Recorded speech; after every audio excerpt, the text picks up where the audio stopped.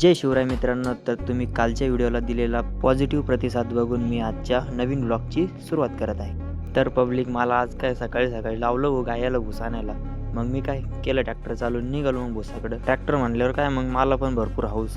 मग काय भाऊ लावलं ट्रॅक्टर वळून आणि मग काय चौथ्या गेअरमध्ये टाकलं मी टापाटाप भूस भरली टारली आणि निघालो मग घराकडे. तुम्ही व्हिडिओ शेवटपर्यंत बघा बरं का, पुढे खूप खतरनाक विषय आहे. मग काय घेतलं भूस खाली करून, तेवढ्यात मला भरपूर भूक लागली होती.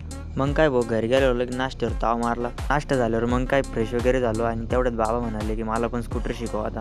मग काय बाबाचं स्कूटर चालून झाल्यावर तेवढ्यात लगे मामा आले. मामा म्हणाले की मला पण चालून बघू दे. मामा असे स्कूटर चालत होते की ते बघून मला चक्कर यायला लागले. मामा म्हणाला IT कंपनी दे, पण मग जाऊ गावाकडे दे ना, तेव्हा अशी येडीचाळे करतात. मग काय तेवढ्यात लगे मावशी आली. मावशी पण म्हणाली मामाला की मला पण स्कूटर शिकव. मग काय लगेच शिकवली मामाने. तेवढ्यात मग काय आपला आप्पा छोटा डॉन, आम्ही त्याला लाडाने छोटा डॉनच म्हणतो, तो पण म्हणाले की मामा मला पण शिकव.